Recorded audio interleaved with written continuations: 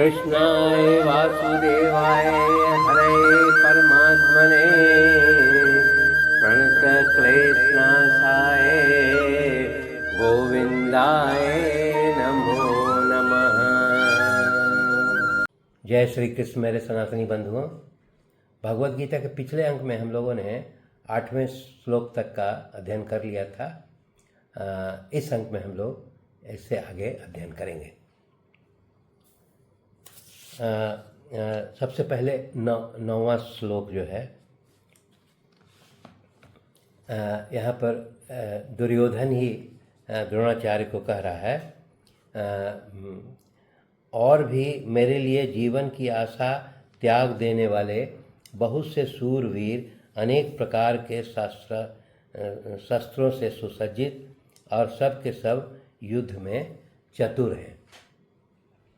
यहाँ पर दुर्योधन का कहने का मतलब है कि जितने मैंने नाम लिए हुए हैं उसके अलावा भी बहुत सारे शूरवीर हैं। जैसे उदाहरण के लिए शल्य, बाहलिक, भगदत्त, कृतवर्मा, जयद्रथ, ये जो है इनका नाम नहीं लिया गया है। इसलिए वो दुर्योधन जो है द्रोणाचार्य को बोल रहा है कि इसके अलावा भी बहुत सारे ऐसे शूरवीर हैं जो विभिन्न प्रकार के शस्त्रों से सुसज्जित हैं और वो मेरे लिए प्राण त्यागने के लिए तैयार हैं। इसलिए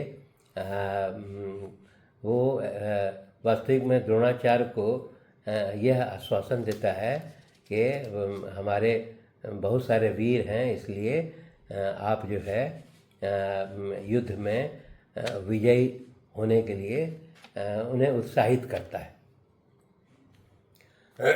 इसके बाद 10वां श्लोक कह रहा है कि फिर दुर्योधन ही कह रहा है, भीष्म पितामह द्वारा रक्षित हमारी वह सेना सब प्रकार से अजेय है और भीम द्वारा रक्षित इन लोगों की ये सेना जीतने में सुगम है। वो कह रहा है कि अपने सेना का वो शक्ति को बता रहा है। वो बता रहा है कि हमारी सेना जो है वो भीष्म पितामह के द्वारा संरक्षित है। उनके सेनापतित्व में हम लोग युद्ध लड़ेंगे। और फिर वह भी बता रहा है, उसका बताने का मतलब है कि पांडवों से संख्या बल में भी हमारी सेना अधिक है। उनकी सेना मात्र 7 अक्षौनी है, जबकि हम लोग की 11 अक्षौनी है।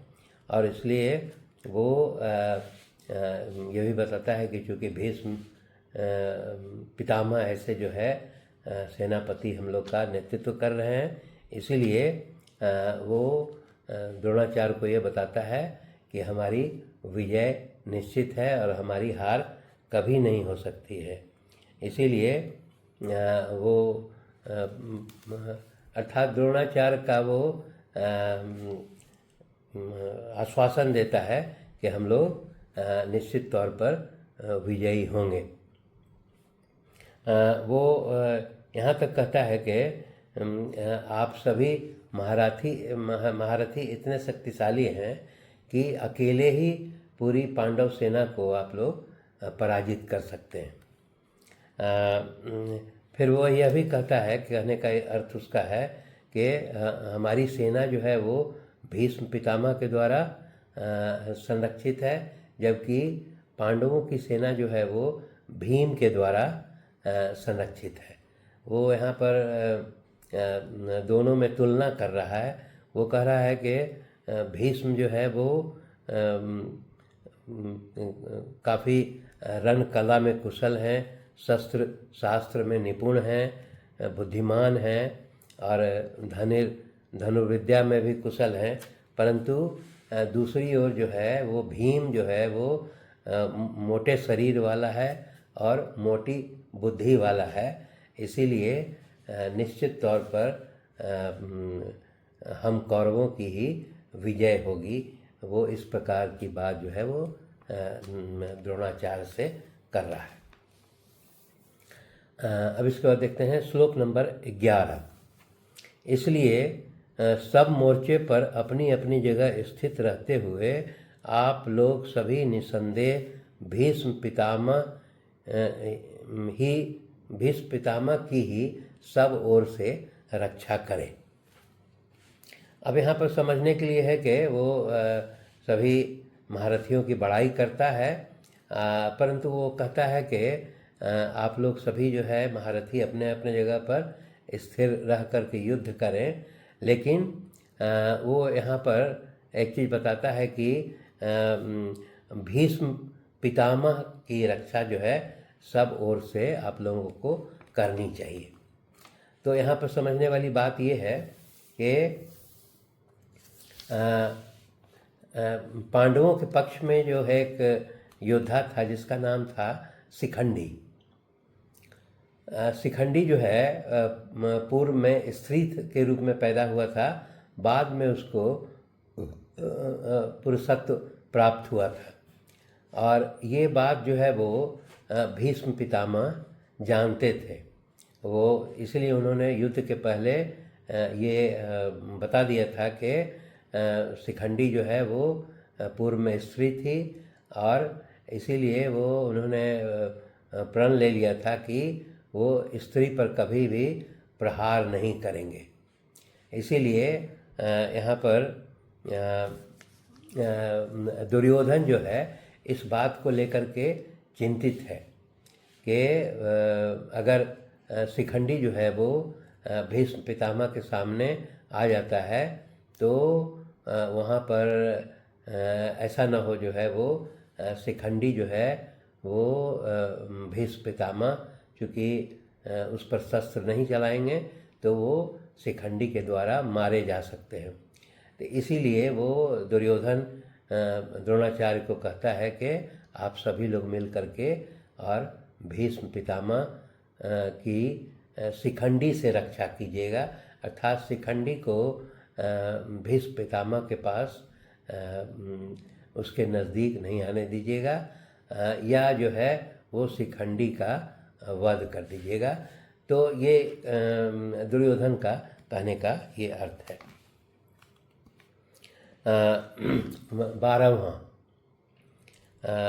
12वां श्लोक जो है, कौरवों में वृद्ध बड़े प्रतापी पितामह भीष्म ने उस दुर्योधन के हृदय में हर्ष उत्पन्न करते हुए उच्च स्वर से सिंह की दहाड़ के समान गरज कर शंख बजाया।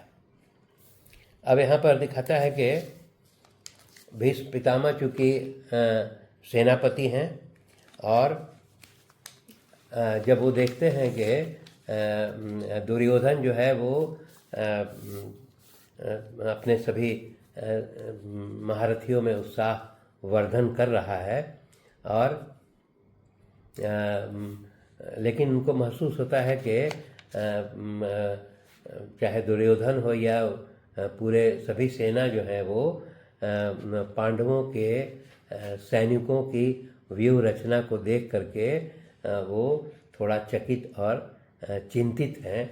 इसीलिए वो अपने कौरव पक्ष के सैनिकों और योद्धाओं और दुर्योधन इत्यादि सभी का जो है उत्साह बढ़ाने के उद्देश्य से वो अपना शंख बजाते हैं, और शंख बजा करके दहाड़ मार करके शंख बजाते हैं और युद्ध आरंभ की घोषणा कर देते हैं।